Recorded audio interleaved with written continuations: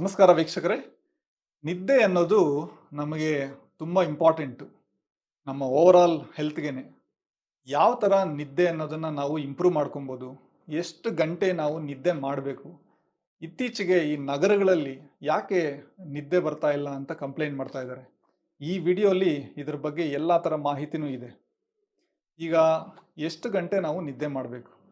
7 ಗಂಟೆ ಅನ್ನೋ ನಿದ್ದೆ ಒಂದು ಐಡಿಯಲ್ ನಮ್ಮ ಅಮೌಂಟ್ ಆಫ್ ಸ್ಲೀಪ್ ನಮಗೆ ಬೇಕಾಗಿರೋದು. ವಯಸ್ಸಾಗ್ತಾ ಇದ್ದಂಗೆ ಇದು ಸ್ವಲ್ಪ ಚೇಂಜ್ ಆಗುತ್ತೆ. ಕೆಲವರು ಈಗ ಎಷ್ಟೊಂದು ಜನ ವಯಸ್ಸಾಗಿರೋರು ನೀವು ನೋಡ್ತಾ ಇರ್ತೀರ ಸರಿಯಾಗಿ ನಿದ್ದೆ ಬರೋದಿಲ್ಲ ಅದು ಇದು ಅಂತ. ಕೆಲವರಿಗೆ 5 ಗಂಟೆ ನಿದ್ದೆ ಮಾಡಿದ್ರೂನು ಅವರ ಬಾಡಿ ಕೋಪ್ ಆಗುತ್ತೆ. ಫಸ್ಟ್ ಕ್ಲಾಸ್ ಆಗಿ ಅವ್ರು ಆರಾಮಾಗಿ ಕೆಲಸ ಮಾಡ್ಕೊಂಡಿರ್ತಾರೆ. ದಿನ ಪೂರ್ತಿ ಅವ್ರಿಗೆ ಬೇಕಾದಷ್ಟು ಎನರ್ಜಿ ಎಲ್ಲ ಇರುತ್ತೆ. ಅವ್ರಿಗೇನು ತೊಂದರೆ ಇರಲ್ಲ. ಇನ್ನು ಕೆಲವರಿಗೆ 8ರಿಂದ 9 ಅವರಷ್ಟು ಗಂಟೆಯಷ್ಟು ನಿದ್ದೆ ಬೇಕಾಗುತ್ತೆ. ಬಟ್ ಒಂದು ಆವರೇಜ್ ಅಂತ ತಗೊಂಡ್ರೆ ಒಂದು 7 ಗಂಟೆ ನಮಗೆ ನಿದ್ದೆ ಅನ್ನೋದು ಒಬ್ಬ ಮನುಷ್ಯನಿಗೆ ಬೇಕು. ಅದು ಏನು ಒಳ್ಳೆ ಸ್ಲೀಪ್, ಡೀಪ್ ಸ್ಲೀಪ್. ನಿದ್ದೆ ಒಂದು ಪ್ಯಾಟರ್ನ್ ಹೇಗೆ ನಾವು ಇಂಪ್ರೂವ್ ಮಾಡ್ಕೊಬೋದು? ಈಗ ಮನೆಯಲ್ಲಿ ನಮಗೆ ಅಜ್ಜಿ ತಾತ ಎಲ್ಲ ಹೇಳ್ತಾ ಇರ್ತಾರೆ ಚಿಕ್ಕ ವಯಸ್ಸಲ್ಲಿ, ಒಂದು ಗ್ಲಾಸ್ ಹಾಲು ಕುಡಿಬೇಕು ಅಂತ. ಇದರಲ್ಲಿ ವಿಜ್ಞಾನ ಇದೆ, ಸೈನ್ಸ್ ಇದೆ. ಯಾಕಂದ್ರೆ ಈ ಡೈರಿ ಪ್ರಾಡಕ್ಟ್ಸ್ ಅಲ್ಲಿ ಒಂದು ಟ್ರಿಪ್ಟೋಫ್ಯಾನ್ ಅಂತ ಒಂದು ಅಮಿನೋ ಆಸಿಡ್ ಇರುತ್ತೆ. ಇದು ನಮಗೆ ನಿದ್ದೆಗೆ ಬೇಕಾಗಿರುವಂತ ಕೆಮಿಕಲ್ಸ್ ನಮ್ಮ ಬ್ರೈನ್‌ಗೆ ರಿಲೀಸ್ ಆಗುವಂಥದ್ದು ಸೆರೋಟೋನಿನ್, ಮೆಲಟೋನಿನ್ ಅನ್ನೋದು ರಿಲೀಸ್ ಮಾಡಲಿಕ್ಕೆ ಹೆಲ್ಪ್ ಮಾಡುತ್ತೆ. ನಾನು ಆಸ್ ಎ ಗ್ಯಾಸ್ಟ್ರೆಂಟ್ರಾಲಜಿಸ್ಟ್ ಅಡ್ವೈಸ್ ಕೊಡೋದೇನೆಂದ್ರೆ, ನೀವು ಮಲಗೋಕ್ ಮುಂಚೆನೇ ಹಾಲು ಕುಡಿಬೇಡಿ. ಒಂದು 1 ಅವರ್ ಮುಂಚೆ ಆ ಥರ ಬೇಕಾದ್ರೆ ತಗೊಳ್ಳಿ. ಕೆಲವರಿಗೆ ಲ್ಯಾಕ್ಟೋಸ್ ಇಂಟಾಲರೆನ್ಸ್ ಇರುತ್ತೆ. ಅವ್ರಿಗೆ ಹಾಲಿನ ಪದಾರ್ಥಗಳು ಸರಿಯಾಗಲ್ಲ. ಅಂಥವ್ರಿಗೆ ಇದು ಒಳ್ಳೆ ಆಪ್ಷನ್ ಅಲ್ಲ. ಬೇರೆ ಥರ ಆಹಾರಗಳಲ್ಲೂ ಈ ಟ್ರಿಪ್ಟೋಫ್ಯಾನ್ ಅನ್ನೋದು ಇರುತ್ತೆ. ಒಳ್ಳೆ ಪ್ರಮಾಣದಲ್ಲಿ ಓಟ್ಸ್ ಆಗಲಿ ಅಥವಾ ಈ ಮಜ್ಜಿಗೆ, ಮೊಸರು, ಈ ಬಾಳೆಹಣ್ಣು, ಆಮೇಲೆ ಕಡಲೆ ಬೀಜ, ನಾನ್ ವೆಜಿಟೇರಿಯನ್ ಅವ್ರಿಗೆ ನೀವು ಕೋಳಿ, ಫಿಶ್ ಎಸ್ಪೆಷಲಿ ಟ್ಯೂನಾ ಫಿಶ್ ಅಂತಾರೆ, ಮೊಟ್ಟೆ ಇದು ಒಂದು ಒಳ್ಳೆ ಆಪ್ಷನ್ನು. ಈ ಥರದ್ದು ನೀವು ಆಹಾರಗಳನ್ನ ನಿಮ್ಮ ಒಂದು ಡೈಲಿ ರುಟೀನಲ್ಲಿ ನೀವು ತಗೊಂಡ್ರೆ ನಿದ್ದೆ ಇಂಪ್ರೂವ್ ಆಗುತ್ತೆ. ಕೆಲವೊಂದು ಆಹಾರಗಳಲ್ಲಿ ಈ ಮೆಗ್ನೀಸಿಯಂ, ಕ್ಯಾಲ್ಸಿಯಂ ಮತ್ತು ಐರನ್ ಇರುವಂತ ಫುಡ್ಸು. ಯಾಕಂದ್ರೆ ಮೆಗ್ನೀಸಿಯಮ್ ಆಮೇಲೆ ಕ್ಯಾಲ್ಸಿಯಂ ಇವೆರಡು ಒಟ್ಟಿಗೆ ಕೆಲಸ ಮಾಡುತ್ತೆ ನಮ್ಮ ಬಾಡಿ ಶರೀರದಲ್ಲಿರೋ ಮಸಲ್ಸ್‌ನ ರಿಲ್ಯಾಕ್ಸ್ ಮಾಡ್ಲಿಕ್ಕೆ. ಯಾರಿಗೆ ಪದೇ ಪದೇ ಸ್ವಲ್ಪ ನಿದ್ದೆ ತೊಂದರೆ ಇರುತ್ತೋ ಅಂಥವ್ರಿಗೆ ಮೆಗ್ನೀಸಿಯಂ ಕೊರತೆ ಇರ್ಬೋದು. ಯಾಕಂದ್ರೆ ಮೆಗ್ನೀಸಿಯಂ ಕೊರತೆ ಇದು one of the main symptoms. So ನೀವು ನಿದ್ದೆ ನನಗೆ ದಿನೇ ದಿನೇ ಬರ್ತಾ ಇಲ್ಲ, ಆ ಥರ ತೊಂದರೆ ಇದ್ದವ್ರಿಗೆ ಸ್ವಲ್ಪ ಮೆಗ್ನೀಸಿಯಂ ರಿಚ್ ಫುಡ್ಸ್‌ನ ತಗೊಬೇಕು. ಯಾವುದು? ಈ ಸೊಪ್ಪುಗಳು ಎಸ್ಪೆಷಲಿ ಪಾಲಕ್, ಆಮೇಲೆ ಎಲ್ಲಾ ತರ ಈ ನಟ್ಸ್, ಆಲ್ಮಂಡ್ಸ್, ಬಾದಾಮಿ ಆಗಿರ್ಬೋದು, ವಾಲ್ನಟ್ಸ್ ಆಗಿರ್ಬೋದು, ಪಿಸ್ಟಾಚಿಯೋಸ್ ಆಗಿರ್ಬೋದು, ಕೆಲವೊಂದು ಧಾನ್ಯಗಳು ಚಿಯಾ ಸೀಡ್ಸ್, ಫ್ಲಾಕ್ಸ್ ಸೀಡ್ಸ್, ಆಮೇಲೆ ನಾನ್ ವೆಜಿಟೇರಿಯನ್ ಅವ್ರಿಗೆ ಫಿಶ್ ತಗೊಬೋದು. ಕೆಲವ್ರಿಗೆ ನೈಟು ಈ ಕಾಲೆಲ್ಲ ಒಂಥರ ರೆಸ್ಟ್ಲೆಸ್ ಲೆಗ್ಸ್ ಅಂತೀವಿ. ಅಂದ್ರೆ ಅವ್ರಿಗೆ ಏನೋ ಒಂಥರ ಜೋಮು, ಕಾಲೆಲ್ಲ ಹಿಂಗೆ ಮೂವ್ಮೆಂಟ್ ಆಗ್ತಾನೇ ಇರುತ್ತೆ. ಅದರಿಂದನೂ ಅವ್ರಿಗೆ ನಿದ್ದೆ ಕೆಡ್ತಾ ಇರುತ್ತೆ.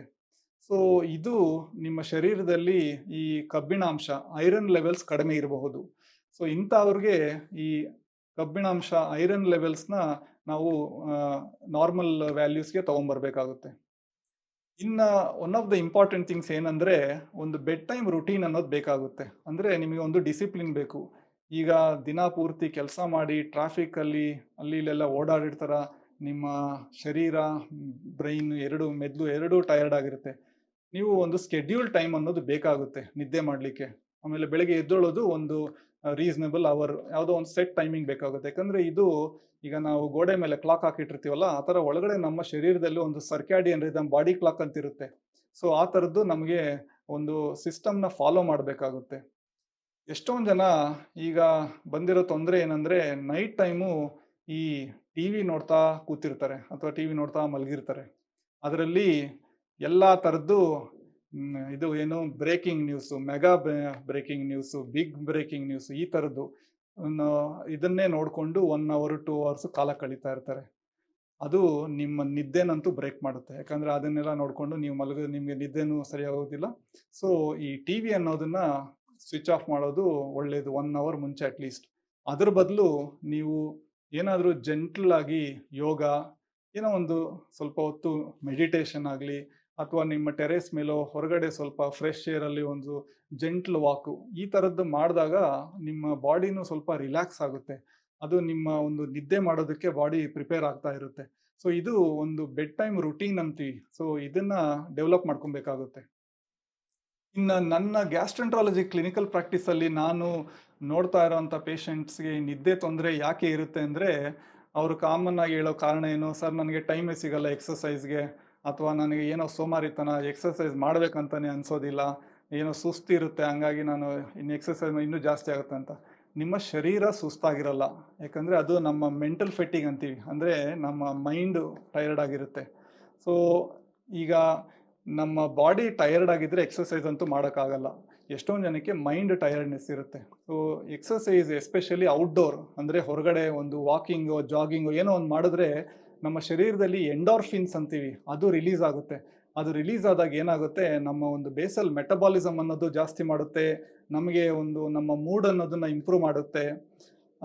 ಇನ್ನೊಂದು ಎಕ್ಸಸೈಸ್ ಅಂದರೆ ಸಾಯಂಕಾಲ, ಅಂದರೆ ನೀವು ಮಲಗೋಕೆ 1 ಅವರ್ ಮುಂಚೆ ಎಲ್ಲ ಮಾಡೋಕ್ಕೆ ಹೋಗ್ಬಾರ್ದು ತುಂಬ ವಿಗರಸ್ ಆಗಿ.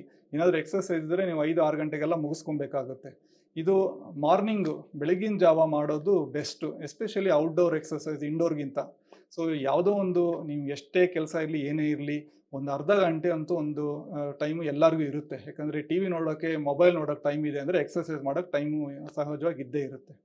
ಇನ್ನೊಂದು ಶುಗರ್ ಇಂಟೇಕು. ಈಗ ಈ ನಗರಗಳಲ್ಲಿ ಸಕ್ಕರೆ ಅನ್ನೋದನ್ನ, ರಿಫೈನ್ಡ್ ಶುಗರ್ ಎಲ್ಲದರಲ್ಲೂ ಯೂಸ್ ಮಾಡ್ತಾ ಇರ್ತಾರೆ. ಎಲ್ಲ ಥರ ಬೇಕರಿ ಪ್ರಾಡಕ್ಟ್ಸು, ಎಲ್ಲ ಥರ ಇದರಲ್ಲಿ ನಾವು ಶುಗರ್ ಅನ್ನೋದನ್ನ ಜಾಸ್ತಿ ಸೇವನೆ ಮಾಡ್ತಾ ಇರ್ತೀವಿ. ಈ ಶುಗರ್ ಜಾಸ್ತಿ ಸೇವನೆ ಮಾಡೋದ್ರಿಂದನೂ ನಿದ್ದೆ ತೊಂದರೆ ಆಗುತ್ತೆ. ಯಾಕಂದರೆ ಶುಗರ್ನ ನಮ್ಮ ಬಾಡಿ ಮೆಟಬಲೈಸ್ ಮಾಡಬೇಕಂದ್ರೆ ಮೆಗ್ನೀಸಿಯಮ್ ಅನ್ನೋದನ್ನ ಯೂಸ್ ಮಾಡ್ಕೊತಾ ಇರುತ್ತೆ. ಸೊ ಈ ಮೆಗ್ನೀಸಿಯಮ್ ಲೆವೆಲ್ಸ್ ಕಡಿಮೆ ಆದಾಗ ನಿದ್ದೆ ತೊಂದರೆ ಆಗುತ್ತೆ. ಈ ಶುಗರ್ ತಗೊಂಡ್ರೆ ಏನಾಗುತ್ತೆ, ನಮಗೆ ಸ್ವಲ್ಪ ಏನೋ ಎನರ್ಜಿ ಬೂಸ್ಟ್ ಥರ ಅನಿಸುತ್ತೆ ಆ ಟೈಮ್ಗೆ, ಬಟ್ ಹೋಗ್ತಾ ಹೋಗ್ತಾ ಅದು ನಮಗೆ ಒಂಥರ ಸೋಮಾರಿತನ ಕೊಡುತ್ತೆ. ಹಾಗಾಗಿ ನಿದ್ದೆನೂ ತೊಂದರೆ ಆಗ್ತಾ ಇರುತ್ತೆ. ಇನ್ನು ಕೆಲವರು ನಿದ್ದೆ ಬರದೇ ಇದ್ದಾಗ ಏನು ಮಾಡ್ತಾರೆ, ನೈಟ್ ಟೈಮ್ ಐಸ್ ಕ್ರೀಮು, ಇನ್ನೊಂದು ಮತ್ತೊಂದು ಸಿಹಿ ಪದಾರ್ಥ ಕಂಫರ್ಟ್ಗೋಸ್ಕರ ತಿಂತಾ ಇರ್ತಾರೆ. ಅದು ಇನ್ನೂ ಪ್ರಾಬ್ಲಮ್ನ ಜಾಸ್ತಿ ಮಾಡುತ್ತೆ. ಇದು ಇನ್ನು ನೆಕ್ಸ್ಟ್ ಏನಂದರೆ, ನಾವು ತಿನ್ನೋ ಬೆಳಿಗ್ಗೆ ಬ್ರೇಕ್ಫಾಸ್ಟ್ ಏನಿದೆಯಲ್ಲ, ಅದು ತುಂಬ ಇಂಪಾರ್ಟೆಂಟು. ಈಗ ಈ ಪ್ಯಾಕೆಟ್ಸಲ್ಲಿರೋ ಸೀರಿಯಲ್ಸು, ಯಾವುದೋ ಪ್ಯಾಕೇಜಲ್ಲಿರೋ ಬ್ರೆಡ್ಸು, ಇಂಥದನ್ನೆಲ್ಲ ಅವಾಯ್ಡ್ ಮಾಡಿ. ಆದಷ್ಟು ನೈಸರ್ಗಿಕವಾಗಿ ಮನೆಯಲ್ಲಿ ಮಾಡ್ಕೊಳ್ಳೋ ಅಂಥ ಒಂದು ಸಿಂಪಲ್ ಬ್ರೇಕ್ಫಾಸ್ಟು, ಆ ಥರದ್ದು ತಗೊಳ್ಳೋದು ಇಂಪಾರ್ಟೆಂಟು. ರಾತ್ರಿ ಹೊತ್ತು ಊಟ, ಇದು ಒಂದು ಮೇಯ್ನ್ ಪ್ರಾಬ್ಲಮ್. ಎಷ್ಟೊಂದು ಜನ 10:30, 11, 12 ಗಂಟೆಗೆಲ್ಲ ತಿಂತಾ ಇರ್ತಾರೆ, ತಿಂದು ಹಾಗೆ ಮಲ್ಕೊಂಡ್ಬಿಡ್ತಾರೆ. ಸೊ ಇದು ಏನಾಗುತ್ತೆ, ಅಜೀರ್ಣ, ಅಸಿಡಿಟಿ, ರೀಫ್ಲಕ್ಸು, ನಾನಾ ಥರ ಗ್ಯಾಸ್ಟ್ರಿಕ್ ತೊಂದರೆ, ಆಮೇಲೆ ನೈಟು ಇದರಿಂದನೂ ನಿದ್ದೆ ಡಿಸ್ಟರ್ಬ್ ಆಗ್ತಾ ಇರುತ್ತೆ. ಸೊ ನೀವು ರಾತ್ರಿ ತಗೊಳ್ಳೋ ಆಹಾರ ಏನಿದೆ, ಮಿನಿಮಮ್ 2 ಅವರು, ನೀವು ಮಲ್ಕೊಳ್ಳೋಕೆ 2 ಅವರ್ ಮುಂಚೆ ತೊಗೊಬೇಕಾಗುತ್ತೆ. ಕಾಫಿ ಟೀ ಕುಡಿಯೋ ಅಭ್ಯಾಸ ಇರೋರಿಗೆ ಲಾಸ್ಟ್ ಕಾಫಿನೋ ಟೀನೋ ನೀವು ಆದಷ್ಟು 4 ಗಂಟೆ 5 ಗಂಟೆ ಒಳಗಡೆ ತೊಗೊಂಬಿಡಿ. ಯಾಕಂದರೆ ಅದರಲ್ಲಿರೋ ಕ್ಯಾಫೀನ್ ಅನ್ನೋದು ಇರುತ್ತಲ್ಲ, ನಮ್ಮ ಶರೀರದಲ್ಲಿಂದ ಅದು ಆಚೆ ಹೋಗ್ಬೇಕಂದ್ರೆ 4ರಿಂದ 6 ಗಂಟೆ ತಗೊಳುತ್ತೆ. ಸೊ ನೀವು ಕಾಫಿ ಟೀನ ತುಂಬ ಲೇಟಾಗಿ ತಗೊಂಡ್ರೆ ನಿಮಗೆ ನಿದ್ದೆಯಲ್ಲೂ ತೊಂದರೆ ಆಗುತ್ತೆ. ಲಾಸ್ಟ್ ಬಟ್ ತುಂಬ ಇಂಪಾರ್ಟೆಂಟ್ ಏನಂದರೆ, ಈಗ ಬಂದಿರೋ ಇದೊಂದು ದೊಡ್ಡ ರೋಗ ಏನಂದರೆ, ಮೊಬೈಲ್ ಫೋನ್ಸಲ್ಲಿ ಕೂತ್ಕೊಂಡು ಟೈಮ್ ಪಾಸ್ ಮಾಡೋದು ನೈಟ್ ಟೈಮ್. ಸೊ ಈ ಮೊಬೈಲ್ ಫೋನ್ಸು, ಸ್ಮಾರ್ಟ್ ಡಿವೈಸಸ್ಸಲ್ಲಿ ಬ್ಲೂ ಲೈಟ್ ಅನ್ನೋದು ನಮ್ಮ ಬ್ರೈನ್ನ ಸ್ಟಿಮ್ಯುಲೇಟ್ ಮಾಡ್ತಾ ಇರುತ್ತೆ. ಸೊ ಬ್ರೈನ್ ಕನ್ಫ್ಯೂಸ್ ಆಗುತ್ತೆ, ಈ ಮನುಷ್ಯ ನಿದ್ದೆ ಮಾಡಬೇಕಾ ಅಥವಾ ನೈಟ್ ಎಚ್ಚರವಾಗಿರ್ಬೇಕಾ ಅಂತ. ಸೊ ರೂಮ್ ಎಲ್ಲ ಡಾರ್ಕ್ ಆಗಿದ್ದಾಗ, ಕಣ್ಣು ಮುಚ್ಕೊಂಡಾಗ ನಮ್ಮ ಬ್ರೈನ್ ಅದನ್ನ ಸೆನ್ಸ್ ಮಾಡುತ್ತೆ. ಆವಾಗ ಈ ನಮಗೆ ನಿದ್ದೆ ಮಾಡೋಕ್ಕೆ ಬೇಕಾಗಿರೋಂಥ ಹಾರ್ಮೋನ್ ಮೆಲಟೋನಿನ್ ಅನ್ನೋದು ಇರುತ್ತಲ್ಲ, ಅದನ್ನು ರಿಲೀಸ್ ಮಾಡುತ್ತೆ. ಆವಾಗ ನಮಗೆ ನಿದ್ದೆ ಬರುತ್ತೆ. ನೀವು ಅದನ್ನು ಬಿಟ್ಟು ಟಿ ವಿನೋ ಮೊಬೈಲ್ ಫೋನ್ಸ್ ಆನ್ ಮಾಡಿ ಇಟ್ಕೊಂಡು ಕೂತ್ಕೊಂಡು ಅದನ್ನು ಸ್ಕ್ರೋಲ್ ಮಾಡ್ತಾ ಇದ್ದರೆ ಸೋಷಿಯಲ್ ಮೀಡಿಯಾದು, ಆ ಲೈಟು, ಅದೇ ನಾನು ಹೇಳಿದ್ನಲ್ಲ, ಮೆದುಳನ್ನ ಸ್ಟಿಮ್ಯುಲೇಟ್ ಮಾಡ್ತಾ ಇರುತ್ತೆ. ಹಾಗಾಗಿ ನಮ್ಮ ಬ್ರೈನು ರಿಲೀಸ್ ಮಾಡೋವಂಥ ಮೆಲಟೋನಿನ್ ಅನ್ನೋದು ಕಡಿಮೆ ಆಗುತ್ತೆ. ಆಗ ನಿಮಗೆ ನಿದ್ದೆ ಬರೋದಿಲ್ಲ. ಅವಾಗ ಏನು ಮಾಡ್ತಾರೆ, ಇನ್ನೂ ಜಾಸ್ತಿ ಹೊತ್ತು ಕೂತ್ಕೊಂಡು ಅದನ್ನೇ ನೋಡ್ತಾ ಕೂತಿರ್ತಾರೆ. ಸೊ ಹೀಗಾಗಿ ಇದು ಒಂದು ಈ ಹವ್ಯಾಸ ಆಗೋಗಿದೆ ಈಗ. ಈ ಧೂಮಪಾನ, ಮದ್ಯಪಾನ ಥರ ಇದೊಂದು ಅಡಿಕ್ಷನ್. ಸೊ ಇದನ್ನು ನಾವು ಆದಷ್ಟು ಕಟ್ ಮಾಡಬೇಕಾಗುತ್ತೆ. ಸೊ ಈ ಥರ ಕೆಲವೊಂದು ನೀವು ನಿಮ್ಮ ಜೀವನ ಶೈಲಿನ, ನೀವು ತಿನ್ನೋ ಆಹಾರನ, ಆಮೇಲೆ ನೀವು ಯೂಸ್ ಮಾಡೋವಂಥ ಈ ಸ್ಮಾರ್ಟ್ ಡಿವೈಸಸ್, ಮೊಬೈಲ್ ಫೋನ್ಸು, ಇದನ್ನೆಲ್ಲ ಸ್ವಲ್ಪ ಸೆನ್ಸಿಬಲ್ ಆಗಿ ನೀವು ಉಪಯೋಗ ಮಾಡಿಕೊಂಡ್ರೆ ನಿಮಗೆ ನಿದ್ದೆ ಅನ್ನೋದು ಬರುತ್ತೆ. ಮೋಸ್ಟ್ ಇಂಪಾರ್ಟೆಂಟ್ಲಿ ಎಕ್ಸಸೈಸ್ ಅನ್ನೋದು, ಬಾಡಿಗೆ ಸ್ವಲ್ಪ ಎಕ್ಸಸೈಸ್ ಅನ್ನೋದು ಕೊಟ್ಟರೆ ಸಹಜವಾಗಿ ನಿದ್ದೆ ಪ್ಯಾಟರ್ನು, ನಿದ್ದೆ ಅನ್ನೋದು ಬಂದೇ ಬರುತ್ತೆ. ಧನ್ಯವಾದಗಳು.